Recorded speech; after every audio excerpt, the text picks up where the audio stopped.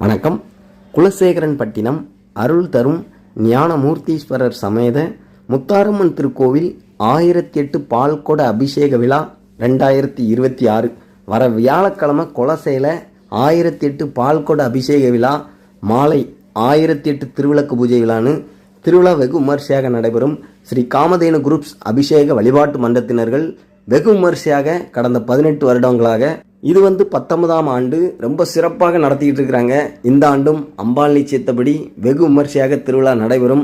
காலைல 8:30 மணி அளவில் அறமலர்த்த நாயகி அம்பாளுடைய சன்னதியிலிருந்து பால்குடம் எடுத்து ஊர்வலமாக வந்து முத்தாரம்மனுக்கு அபிஷேக ஆராதனைகள் நடைபெற்று பகல் 1 மணி அளவில் சிறப்பு அலங்கார தீபாராதனை நடைபெறும்.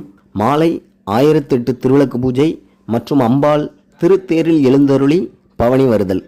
ஜனவரி 1 வரும் வியாழக்கிழமை குலச முத்தாரம்மன் திருக்கோவிலில் மார்கழி திருவிழா வெகு விமர்சையாக நடைபெறும்.